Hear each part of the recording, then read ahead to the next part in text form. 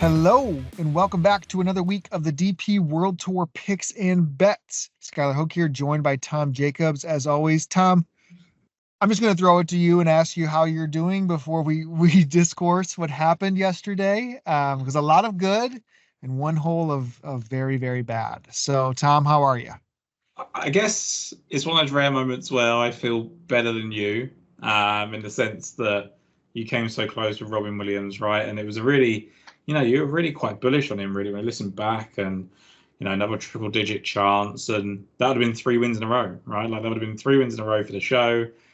So obviously disappointing. But then on the flip side of it, look, we've had 2 wins in a row and then we've had second, third, and fourth yesterday. Like I don't necessarily think at some point your luck kind of has to run out. Like all you can do is keep putting yourself in position and they're not going to go your way every single time. So actually pretty happy, apart from obviously the slightly lighter pocket for you, I imagine, Sky. But it's just yeah, I'm really, because it was weird. I wasn't that confident in the selections last week. I was quite open with that at the SDC. I found it quite a hard event to pick, and then all of a sudden we were kind of right in the mix, and I was like, this is great. If we can get weeks like that where I'm not feeling confident, then absolutely. So yeah, I think it's good. I like this event this week. Different to what we were preparing for when we talked about it on the show last week. Obviously we were thinking that we can go back to back with Bombers, and then sort of digging into it further, it's actually Glendower this week, which we'll go into in a second. But yeah, overall pretty confident and bubbly as we go into the middle part of the season, I guess. Yeah, right. You're never going to find me too down, Tom. Like it's in that spot. I mean, you're right. You put yourself there more often than not, you're going to make money. And obviously, a place at 150s is still a big payday out there. To be two up with two to go, I mean, That's the when problem. yeah, like that's the whole thing. It was a 90% or like an 88% win chance, based off of what he had. And obviously in the playoff, he had, opportunities to 50-50 coin flip. I mean, good for Gumberg. I mean, we've talked about him in the past, put him up in the past, been somebody who's a grinder, mini tour grinder here in Florida, trying to get status pretty much anywhere. Was big on him after he was hot in Florida, and then Challenge Tour went well, and you win this event. And I mean, like Williams, it would have jump started a career for Williams at a really young age. Gumberg's been around a little bit longer. Yeah. But yeah, it's unfortunate to not have that. Now the question for me is, do you go back in at 100 points less? And we can talk a little bit more on there. But yeah, a tough, and there's no video, right? I was sweating it through Yes. Brad Todd's Discord had some stream that somebody was giving us live updates, and I was like, okay, like, and then he duffed a putt on the 16th. Like, I Yeah. think he like literally duffed it. And then he had to putt another one from the fringe, and then he just got to the fringe, and then he two putted from there. So disappointing in that manner. But right on the nails of what could have been a massive week. And I'm not almost as devastated, but I am quite devastated that it is a different course this week, that it's not Stein City, because I was really gearing up Hmm. for what could have been. But there are some golfers that sticking with and kind of following their form overall. Do you want to go into detail on what we've seen in the past at Glendower? I know it's been playing on the Sunshine Tour last year, but DP guys have had some experience too. Yeah, so Glendower is actually a really interesting form line, because you look at it and it was the SA Open, South African Open golf course for a decent period of time. And one of the things that I kind of picked out was that, Morten Oren Madsen was the first person I looked at, because he won in 2015, and you think, he's not really gone on to do too much more, right? So what has he done elsewhere? Well, he's played well in the Dubai Desert Classic, and that's a big event for him, right? And then you go to Andy Sullivan, who also won here, and he's been second, fourth, and sixth in the Dubai Desert Classic. You go to Brandon Stone, he's won here, finished runner-up at the Dubai Desert Classic and seventh there as well. And then even you go to Chris Paisley, so you've got kind of like Chris Paisley and Morrison or Madsen, who are not, prolific winners by any means. They won once each, and he was fifth at the Dubai Desert Classic as well. So suddenly there's this massive trend, and Graham Storm, another one, the last person to win here, beat Rory McIlroy, and he finished 18th at the Dubai Desert Classic. So why that is, I'm not 100% sure. Is it just the time of year and catching fire at the right time? Is it, a little bit kind of keeping your ball in play and scrambling well when the winds got up in Dubai? I'm not entirely sure. The other one that's been pointed out, and Ben's covered this pretty nicely in his preview, is the BMW International Open, which I think is, a very solid link as well. We talked about Chris Paisley there, Storm, Sullivan, basically all the same players, Madsen, and all of those guys have played well at the same sort of golf course in Germany. So I think looking at those two form lines are worth looking at. I think it's more of a challenging test this week. It's going to be ones where you're going to have to really fight for those birdies as opposed to expecting them to come to you. Tree lined, difficult, could be really tough to get out of the rough and hold the greens and things like that. So I think we're in for a really good test of golf, Sky. I think it's going to be a really interesting event. I think Glendale's a good golf course. I would normally say that we should expect a South African winner. That's generally speaking what happens in South Africa anyway, but also at this event it's been, predominantly that. But actually, when you look at Glendower, 3 of the 4 winners were English. So whether that's anything, with Sullivan, Storm and Paisley, 3 of the 5, and then you've had Madsen and Stone as well.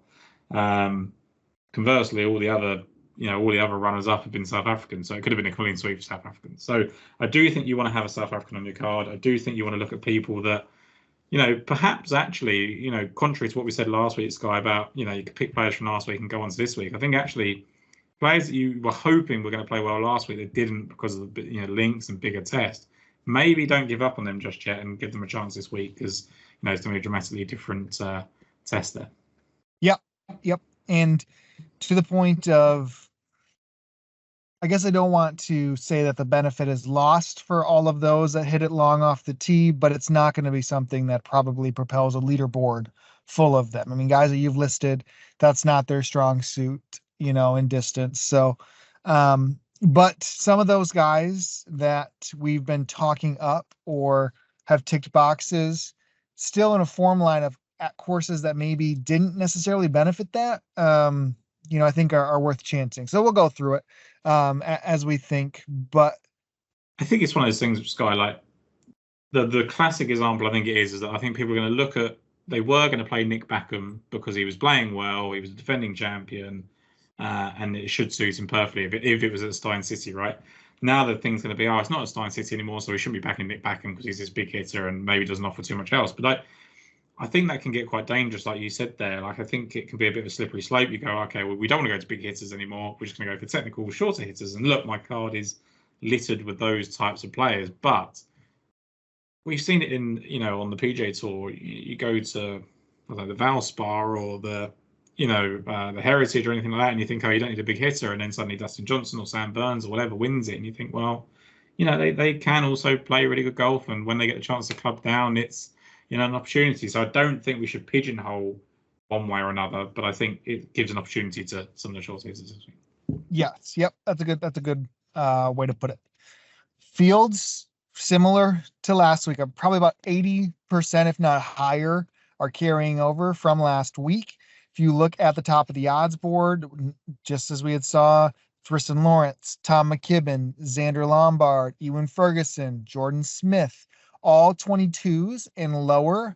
Hoshino, Rosner, Connor Syme is at 30s after chancing another Sunday for him that did not go his way.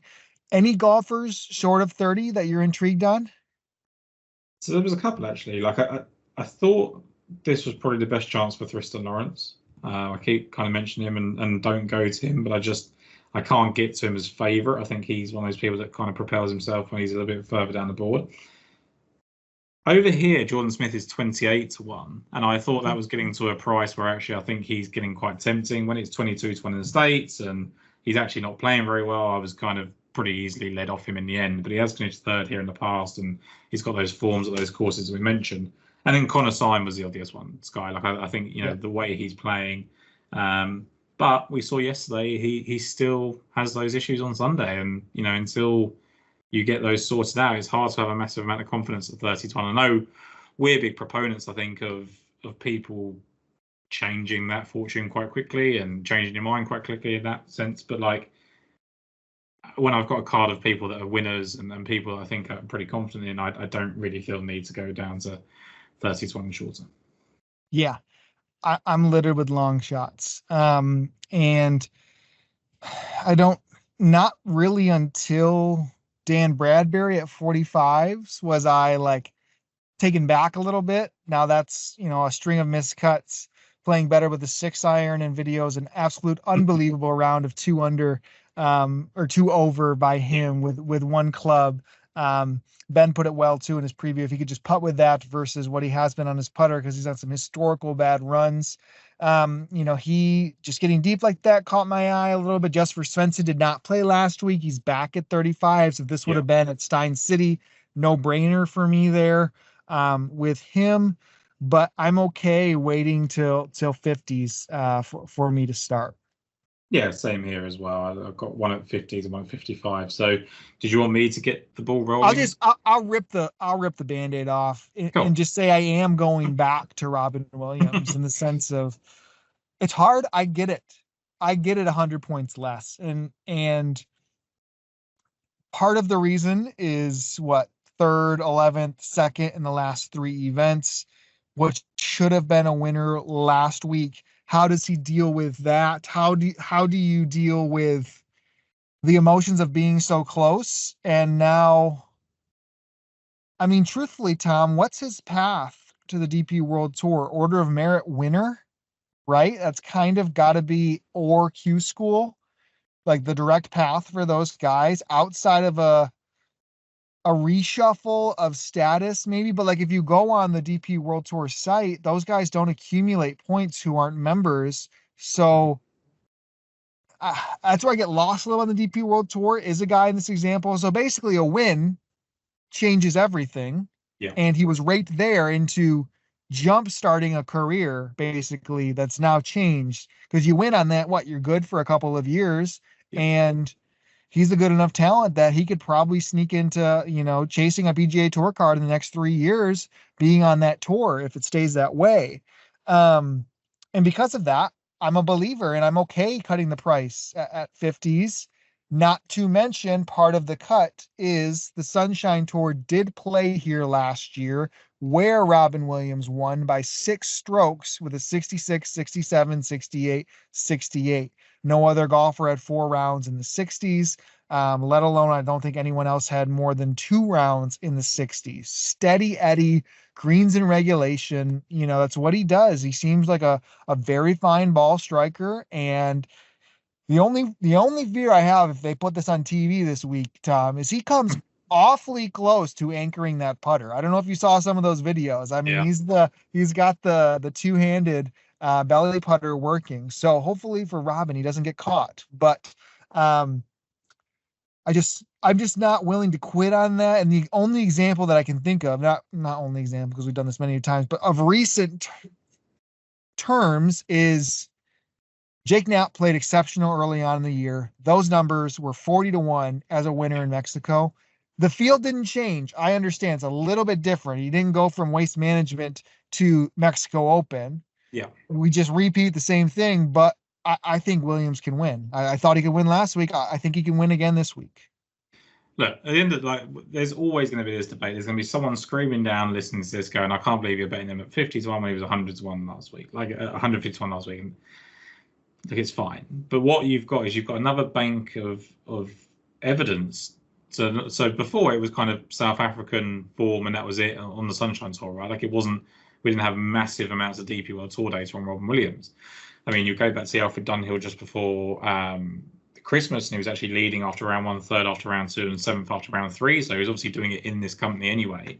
You've then seen him have a very good opportunity to win. You've then seen him be beat by Jordan Gumberg, who, we don't really know too much about. I mean, we obviously have mentioned in the past, but the opportunities are there right now to win at this level. We're seeing it, and actually on both tours, in the PGA Tour, like you said, with Jake Knapp, and Austin Eckroach just won the not so Honda anymore. It's one of those things where you do need to take these opportunities, and what better indicator than being a course winner? There isn't one, is there? So,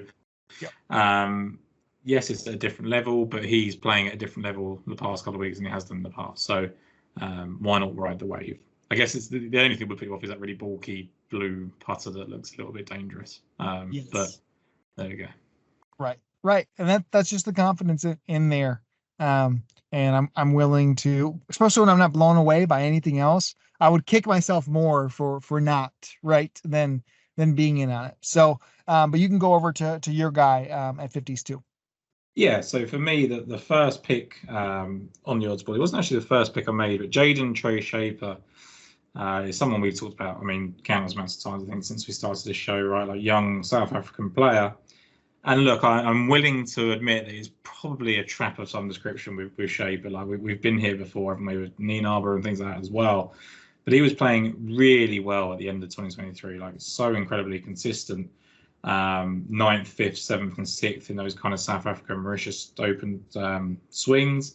And then he goes to the Dubai Desert Classic, finishes 38th there, gets better throughout the week. 23rd at the Ras Al Khaimah, a solid performance.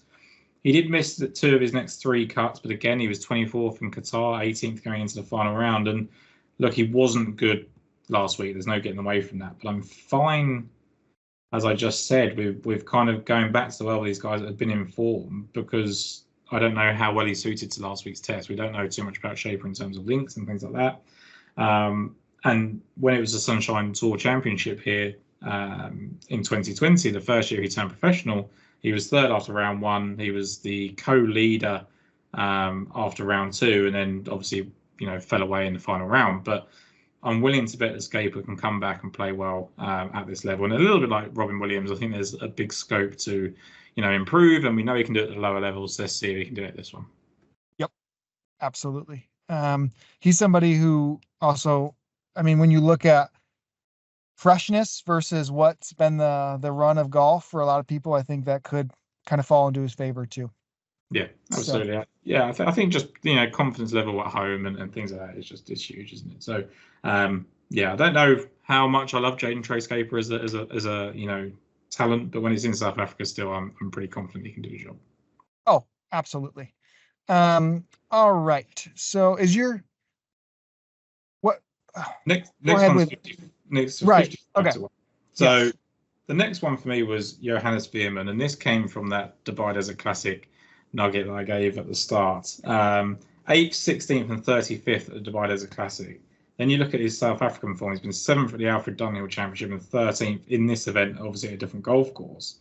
So I think with all that in mind, it's one, he's comfortable with this type of test, in the correlation to the Dubai Desert Classic. You've seen that he's played well in South Africa with the Alfred Dunhill and the SA Open form in the past. And then you look at his last 6 events and he's made 6 cuts in a row. We talked about Veerman. I think I picked him in his first event back at the start of 2024. He was 16th there. It might have even been when he was 54th. I picked him in one of those events. But he probably the 54th, knowing what we were doing recently. But anyway, the 38th at the South African Open was 18th going into the final round. He was 39th for the Alfred Dunhill Championship. He was actually 7th going into the final round. 16th at the Dubai Desert Classic again this year is great. And then, look, 11th after round 1 at the Ras Al Khaimah, 29th at the Bahrain Championship, inside the top 20 going into the weekend, and then 16th on his last start at the Qatar Masters. So there's something about Johannes Veerman. He's probably 10th or so in the field in terms of form.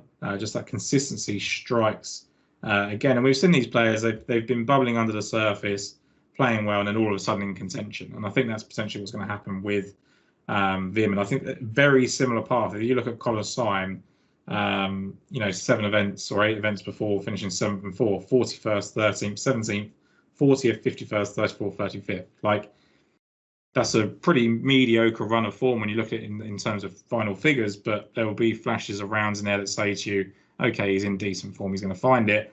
Voila, he finishes 7th and 4th in the next 2 starts. And I think that's what Johannes Veerman can do this week. So fairly confident in Johannes Veerman as a talent. I think we've seen him win in the past. We know he's capable of doing so. Good driver of the golf ball on his day. So yeah, confident in Johannes Veerman, 55-1. And I had my notes already shuffled. Veerman's the one coming off with some absolute rest coming in versus the other guys, right? 3-4 weeks there where Scaper had a week off, popped to South Africa back home, and then played. So yes, no. I always root for Veerman, somebody who we've both been keen on for years and think can kind of make that big leap. You've got, I'm trying to think, I'm waiting for the prices to be cut on my next golfer, so I'm trying to as I look to refresh here to see if he's still okay. 80s for next selection on my end. So I will go up next, Tom. And this number is dwindling kind of everywhere, seemingly a popular selection. And if we talk about, Scaper in some ways, Stud Am, South Africa makes so much sense when they show up there. Who does that again is Casey Jarvis, right? Jarvis has his best event in a good amount of time last week, returning to Glendower as he was the African Amateur Champion in 2021 by 8 strokes at this course. So with a lack of form from a lot of guys here, or relevant, recent form, I think Jarvis is somebody. The only fear that I have with Jarvis is he's a golfer in which I love when no one's on and you can catch him at a deep number, and all of a sudden everybody's on and the number is going to be 50-1 by tomorrow. You know what I mean? It seems like. So that's the fear with a golfer like him, because I feel like he can go miscut, win, miscut. You know what I mean? Like he has that form in him. So, but you just line up South Africa, you line up trends with him playing better and better. It shows up last week. Greens in regulation were awesome. And that's, I guess, a side note. You reminded me again this morning, just take all stats right now with a grain of salt. We have Sunshine Tour data, different from the DP World Tour data, different from just a lot of things. And we don't have the eyes, a lot of it right now, to be able to say what's up, So I think he striped it well. He could have been first in greens in regulation for all I know last week, because that was what it looked like in some spots. So, but Casey Jarvis for me, 80s with the each way. Yeah, I think look with the win on the amateur win on this golf course, and by 8 strokes or whatever it was that week, very similar, I guess, to Shaper, right? Like I think you're putting Jarvis, Shaper, and Nienaber into this kind of conversation of young South African things that people take a little bit longer to mature. We saw it with Xander Lombard. He's coming into some really consistent form. Probably another one that people should be looking at this week. But yeah, I like Jarvis as a player. I've bet on him a couple of times, as I have for Shaper, and I actually think I've got close with Jarvis both times. So yeah, I think he's fine. I think it's one of those ones where, like you said, you kind of see everyone steaming on the same golfer and you get a little bit antsy. But look, people are winning long shot bets at a decent clip right now. I mean, it's a good time to be a golf better if you're picking those triple digit winners. So yeah, I think it's fine to go with Jarvis, even though he's down to the 80-1. 100%. I mean, I probably would have brought it down to 60s with the each way, would have been probably okay. But I mean, we'll see how that holds. I was impressed the hold on the number. It was 90s when it opened, and only 80s isn't too much of a cut for me to get in there. All right, then over to you, Tom. Yeah, so a golfer that I envision being pretty popular, I don't think I'll be the only person talking about him, is Thomas Aiken, who's still at 90-1. Do I think Thomas Aiken can win in 2024? I mean, he had a very difficult time of winning in his pomp, right? Like, it's not something that he did do very often, but when he did, it was kind of at home and in familiar surroundings. And one place where he feels incredibly comfortable is Glendower Golf Club. 40 years of old now, Thomas Aiken. So he had, a lot going off. I think it was off the course, wasn't it? Thomas Aiken that had these issues in times. But look, a 3-time winner on the DP World Tour, once in Spain, once the Africa Open, and once the Avanza Masters. He's been 7th in an Open Championship, so he's got a decent pedigree, 25th in the US Open. He gets it done by kind of being this good ball striker, very tidy, and just kind of, being very solid when other people kind of eject, right? But back-to-back top 25 finishes on DP World Tour. I think he was 9th last week in the end, which is, a really positive result in, decent company. Sorry, he was 16th last week in the end. He fell away, and he was inside the top 10 for quite a long time there. But yeah, 23rd and 16th for the last 2 weeks. 7th at the end of 2023 in the Mauritius Open was the one that caught my eye. And actually, when you look at his course form, it's one of the best. I mean, you got a lot of South Africans that do play here an awful lot, but you haven't got a lot of South Africans that play here well regularly. And he's finished 17th, 5th, and 5th in his 3 South African Open starts in Glendower. I think he had one miscut in that time as well. But look, it's someone that I think you've got to look at. You've got to look at these kind of home contingents, stalwart, someone that knows exactly what Glendower is all about. Not someone who's played it once. He's played it, 4 times. he's got a couple of top tens in the Dubai Desert Classic as well, which I thought was actually a really nice nugget for me as well. That I added on to the end there. That really had no kind of basis on my pick. It only just makes me feel more confident because I'd already picked him. But yeah, when I went back through where he's played his best golf, the Dubai Desert Classic was good for him as well. So yeah, I love Thomas Aiken. I think he's someone that I really enjoy betting, 10, 12, 13 years ago anyway, as it was. And I'm, definitely happy to go on him as well now. So yeah, Thomas Aiken at 90 to 1 is my next pick. And then the other one. He's somebody though, again, I mean, if we look through the stats, and I guess if you trust what's out there and accessible, yeah, it's kind of a hidden edge in the way that a member like him. So if you were to search, so this is where it's odd, right? Thomas Aiken on the DP World Tour site was shown with 62% greens in regulation last week. And on the Sunshine Tour data, liking tour tips, he was first in greens in regulation. It's hard to know what to trust, but the Sunshine data has kind of led us in a good projection the last month or so. So I would think a trending ball striker like him would have hit the ball better than what's shown on the DP site last week. So I think Aiken makes a ton of sense. Yeah, just typically solid veteran. I like these around these types of golf courses. The other one I wrestled with, Sky, and this is probably more to do with that. We talked about 3 of the 5 winners here being English and having some sort of correlation to the golf course. Marcus Armitage finished 4th last week. And whenever he sort of showed, I mean, look, I found actually the fanfare around Marcus Armitage quite nauseating for a long time. And I think that kind of put me off betting him, which he shouldn't have done because he's just the type of player that's perfect for this golf course. And he's another one, a little bit like Connor Simon, a little bit like what I said with previous picks as well. It's just he seems to be bubbling under the surface and can strike. Same as sort of theory with Johannes Veerman, that when the course suits, I think they'll strike. And Armitage was 43rd in Dubai Invitational. He was 47th in the Ras Al Khaimah. He was 43rd in Bahrain, but he actually was 8th after round 1. 50th in Kenya, but again, he was better placed. He got worse each round, which is never a great trend to be in. And then all of a sudden, bang, 4th last week, getting better every single round. I love the fact that he's played well in South Africa in the past. It's something that he's done. He's played well at the South African Open in 2020. He finished 3rd, which is great. He finished 6th in the Alfred Dunhill.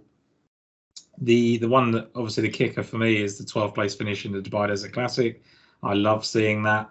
So yeah, he's someone that's played well. He shows signs and then pounces on it. Kind of indicates what he's going to do. So yeah, I'm quite happy with Marcus Armitage there. That's 70 to 1 he is now. Yeah, and you mentioned a corollary off the top with where he's played well off. He was a sneaky 4th last week. Like going back through, man, he was just never like, it wasn't a relevant 4th. He just came kind of from behind and pretty interesting. I mean, fun one to always root for the bullet too.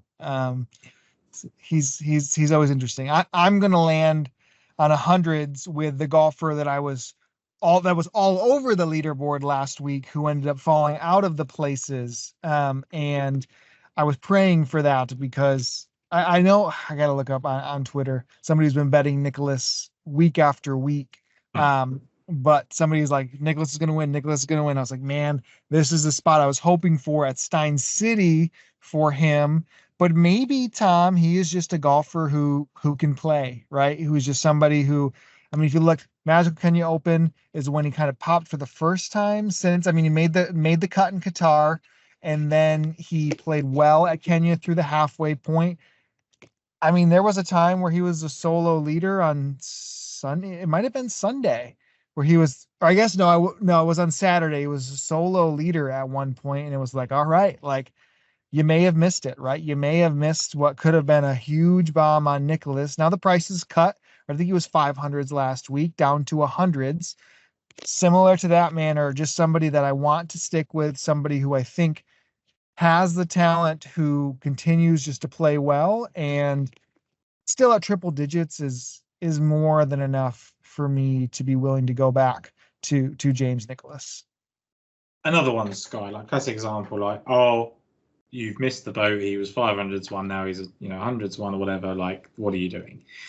But we don't know. We've been talking, you've been certainly been talking about James Nicholas since he got onto the DP World Tour, right? And you've been kind of tracking his progress and where he is and isn't playing well. And that's because there's this belief that he's a better golfer than he was ever given credit for at the start. And he certainly showed that by getting through all the Q schools that he did and the rounds and stuff that he did, mini tour stuff. So, yeah, I think it's someone that you've got to be keeping an eye on. It's as simple as that. And if that means betting them at triple digits every single time, then great. Because even if it's, I always find it funny when like people sort of almost criticize 100 to 1 pick because they were a 500 to 1 or a 50 to 1 pick because they were 150 to 1 the week before. It's based off different evidence. You can't treat it the same. You can't be 500 to 1 again because he played so well last week. So on top of that, I'd much rather have hundreds of dollars in my pocket than not, right? So if you do feel strongly that he can, go on and contend again, then I don't see why you'd leave him off just for, argument's sake of value, perception of value, I guess. Yeah, I mean, accuracy looks like it might be more of a strong suit than I imagined with him. I mean, he was top 10 through 3 rounds in accuracy. The 4th round data, I don't think fully came through for that. I kind of thought he would have been a bomber, and then Kenya was pretty decent for him. And then he comes over to this week, and he was low in distance at the SDC. So maybe this is more of his track, but absolutely think he can break through. So hundreds for him. For me, I still have 2 more. They can probably go after you. Yeah, you can go next. So my final definitive selection, and I'm going to come on to one that I'm having a hard time with whether I'm going to do it or not. The next one is James Morrison, who I'm quite willing to go on record and say is a fairly limited golfer. There is a certain amount of events that he can play well each year, and he does. And it's just because he's very short off the tee. He's never going to be someone that's going to. He wouldn't have been very happy if it was Stein City this week. So he's going to be absolutely delighted that it's Glendower. And 250 to 1, James Morrison fits the profile perfectly of a Chris Paisley, Graham Storm, Andy Sullivan type. In fact, I think he's got that kind of humour. If anyone remembers those DP World Tour videos where he goes in the booth afterwards and talks about his round, reminds me of Andy Sullivan a lot. And forgetting like just personality for a minute, he's got that same sort of game, right? Like it's built on, good scrambling, nice iron and wedge play on his day. And you look at how he's played Glendower. He was 22nd on debut, but he was 5th after 36 holes. He was 15th a couple of years later, but he was 9th after 36 holes. He was 13th with a really good weekend of 66, 68.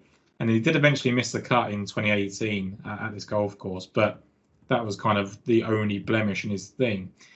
You've got to look at Morrison and think, is he playing well enough? And the argument, again, I think this is very similar. I'm going to keep repeating the same point of Armitage, of Syme, of Veerman, that there seems to be bubbling under the surface. And I think there could be something coming for Morrison. So at the tail end of 2023, he was 52nd at the South African Open, but he was 26th at the halfway mark. He was 56th at the Alfred Dunhill, but again, he was 22nd after round 1, 38th after round 2. Went to the Dubai Desert Classic, not a great golf course for him, despite the correlations I'm trying to draw with that. 21st after round 1, eventually finishing 56th. 23rd at the Ras Al Khaimah, again, you wouldn't expect him in a big driving birdie fest. We had around 66 and 67 there. 13th after round 1 in Bahrain. 33rd at the Qatar Masters, where he was 6th after 36 holes.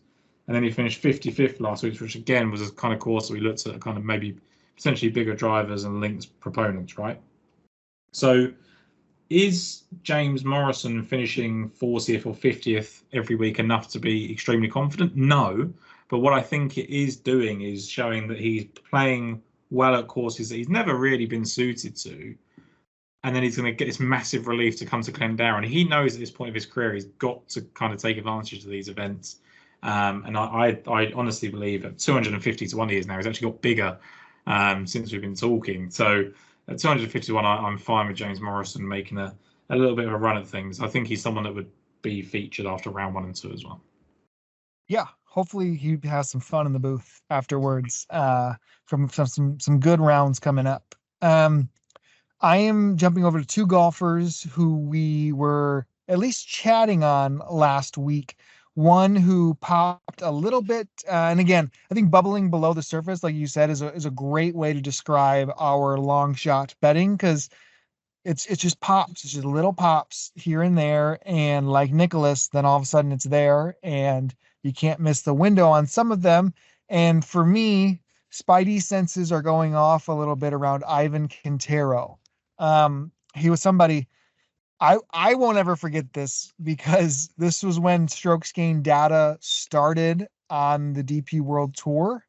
But there was a glitch like early on that showed, one, it showed correctly that Guido was the greatest ball striker of all time, but he was second to Ivan Quintero Gutierrez for a long time. That apparently his were off, but Guido's were real. But that's when he first popped on the radar. This is back in 2019 on the DP World Tour, when he was kind of cutting his teeth. Didn't really make too much out of his time up there, but finally graduated from the Challenge Tour, where over the last 2 years, he had 3 top 20s, including a sixth and a seventh in South Africa. So showing some life down there. I mean, he was, I would say pretty steadfast. I mean, 4 top 5s, another 4 top 10s last year on the Challenge Tour. Missed his first 7 cuts so far on the DP World Tour. Shows up at Kenya T23 with some live T15 at the halfway point, I believe it was. And then last week, Steady Eddie 24th at the halfway point, finishing 41st. He drives it with a bit more distance than I think I used to give him credit for, but his accuracy was much better than what it had been last week. So for me, somebody who can succeed at Kenya and then bring it hopefully into here is enough for a shot at 300s, with a top 10 for Quintero. So I'm in on there to start it off. And then the next one is a golfer you were intrigued by last week. And we talked about who maybe of the Sunshine Tour bunch would be guys that we would feel confident in. And Kenan Deit, I believe is how they pronounced it, is at 350s this week with an each way, coming off an 8th on the Sunshine Tour 2 weeks ago, 16th last week. He was, I believe, in that event. There was a 54-hole event. He was the 36-hole leader before Saturday was a difficult one. And then he just climbed up. He was 71st after the first round, finished 16th last week at the SDC, and he led the field in birdies or better. That's what I'm kind of noticing when I look into some of those like kind of in-running stats or birdies. It's often littered with some guys who just have very inconsistent games, or maybe they step up in challenge, and I guess it shows that I think the upside is there, right? If we're chasing DraftKings points, if we're chasing things, I mean, he was first in the field in that, and he finished 16th. It's pretty encouraging to me when he had more birdies than Robin Williams, Connor Syme, Daniel Brown, like all these guys where he never really touched a leaderboard. Jordan Gumberg, the winner, he had more birdies than, right? So I just think that's enough. History here is middling. I mean, he's plated, I believe, 4 or 5 times, 24th last year, 12th was his best finish back in 2016. But I don't know, some early pops in trend and form and upside, and then familiarity, plus the price gets me on to him this week. Yeah, I think it's one of those ones, like I liked him last week. I think he had slightly better course form last week than he does this week. But other than that, like I think as you say, we're looking for those types of players to make a step up, and it just wouldn't be a complete surprise to me at all to see Kenan Deit sneak up and be 6th or 7th at least. And you're talking about each way numbers there. That's obviously where we're looking at that range. Do I think he's got it to win? Probably not, but that's not not necessarily what we're going for there. As for Cantero, I will take your lead on that. I'm not gonna add something to something I haven't just for the sake of it. The one that I'm wrestling with, Sky, and the one I'm trying to convince you on potentially as well, is Darius Van Driel Matthew Pavon? And if he is, then we should be besting him this week. Yeah, I mean, you made this exact same thing, like, and makes me worried in that manner, because this is how we found him 2 weeks ago. Yeah, and I don't know that he was ever as good as Matthew, or ever has been as good as Matthew Pavon is as a talent. Like I think Pavon featured and contended semi-regularly before winning, whereas Van Driel doesn't contend. But he's now gone on and won, and we just don't know how people are going to react, do we? Like we can have our best guess as like, oh, he's never going to do it again, or he's going to be a regular contender now, and you hear all these kind of, oh, he's going to be the next great thing, and that's never going to be leveled at Darius Van Driel. But what you can level at Darius Van Driel is that his last, 6 events now, he's a 9th at the Joburg Open, a 4th at the Alfred Dunhill, 2 South African events, then 1 in Kenya when, we were pretty confident that he could go on and do something good. And luckily he did for you. And then we look at it, and we talked about so I've gone pretty keen on the Dubai Desert Classic link, but we talked about the BMW International link as well, which Ben points out in his preview. He's been 10th and 12th in that BMW International Open, which for him in that level of field at the times that he would have been doing it is pretty strong. I just have this kind of nagging feeling about Darius Van Driel that he's suddenly going to go on. I mean, like, he won the Kenya Open after being 10th at the Kenya Savannah Classic in 2021. Like, is it just a perfectly suitable golf course for him that he's going to go and do it? We don't know because he hasn't played it. If he'd have played it and he was like 15th before or something like that, I'd be just all in. And it would be really concerning because I'd be all in on Darius Van Driel, especially a week after he's won or 2 weeks after he's won. But there's got to be something there that we're looking at a player that, and these players get priced this way because people just don't think it can continue. Like Matthew Pavon was 70 to 1 last week, and he was right in the mix again. Jake Knapp, as you've already referenced, was a big number again and got himself in the mix again. Like it's seemingly, whatever it is this year, there's something in the water of the world of golf. I don't know if people are just trying to prove themselves more. I don't know what it is. Whether there's just more opportunities, because I think Liv's having a bigger impact than people maybe, kind of. Anyway, that's a completely different subject. But yep, Darius Van Driel, I just think at 70 to 1, are we overlooking someone purely because we just don't think he can win twice in a row? It's hard because if I open up that door, I guess I just end up getting hard pressed that I shouldn't bet Nick Bockham too, in a manner of we don't know, and this area of the world played well and back-to-back winner who's shown light. I guess the form isn't the same, but I guess the numbers for both of them were eye-opening in that manner, and you would think the course should fit Van Driel much, much better. I don't think as of now, I'm not going back to the well as convinced as, I don't know, I guess then I open the door of like, why am I not also betting like Ugo Kusad, who's kept it up in the numbers? He was great. He's still great, and he's like 50s. It's not bad there. I don't know. It's actually a nice problem to have this week that we're having these conversations of like, do we have to leave people out rather than scratching around for picks? Which, I mean, not that you were doing that last week anyway, but I think the one with Backham, it's like, it's almost a bit contrarian because everyone's going to go, oh, okay, well, it's not the long course anymore, so don't need to do it. But then you look at it and, his top 2 finishes of the OWGR are both in South Africa, first and then the third at the Limpopo Championship. He's got the 4th VSD Championship last week. He's, And he just seems like he like stretches form, like a flash, and then he's there. That was the thing with looking at him historically. And you've got the 2 arguments. So against Van Driel is he's not going to win twice in a row, and against Nick Backham is, well, his power doesn't help here.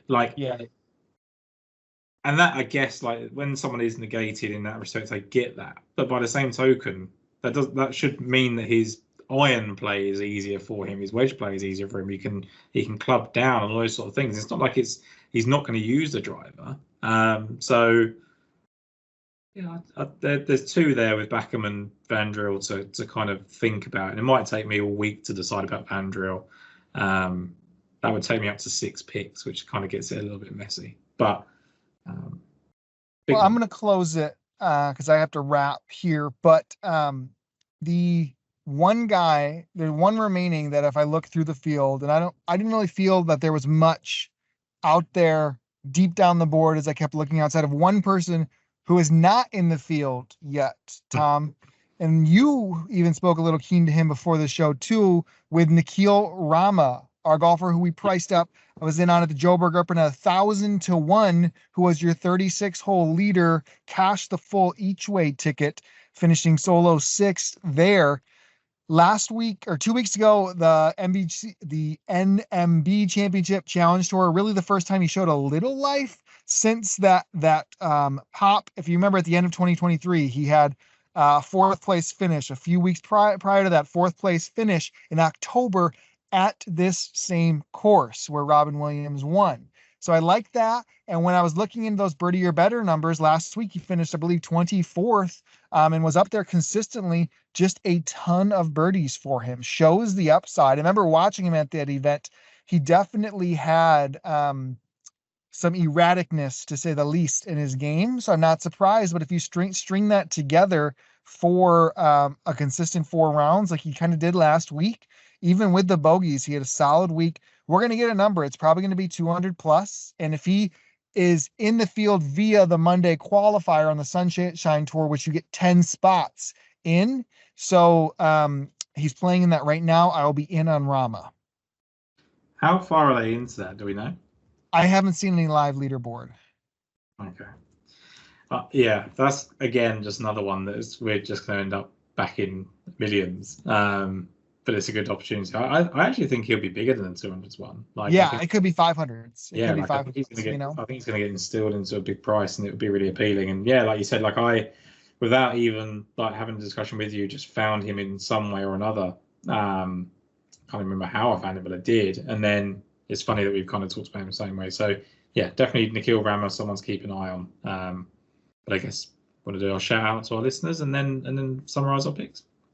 Perfect. So you can find us, if you're an audio listener, you can find us at Daily Fantasy Sports Picks and Bets, the mix, available on all your different podcast platforms. Daily Mayo Media Network, gives us so much love. We really appreciate. Pat's absolutely on fire, it seems like, as well. Yes. So we appreciate all the support across the board.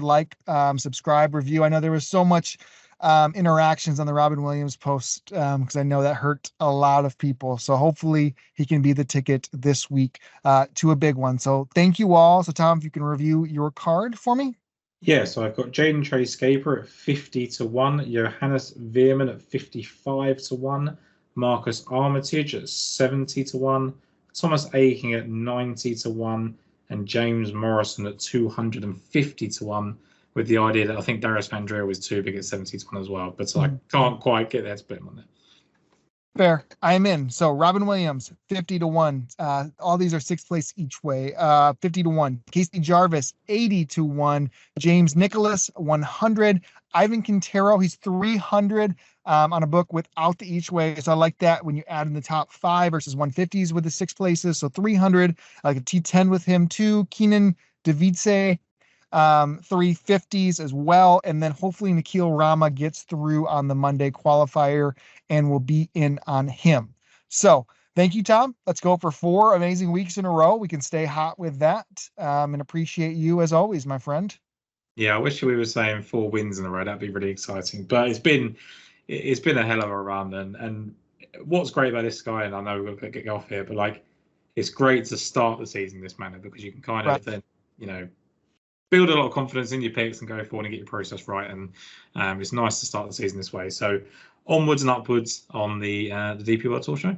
Yep. Amen. Let's keep it rolling. Off next week. No show as there's a break on the DP World Tour, and then we'll be back in 2 weeks. So thank you guys as always, and we'll catch you then.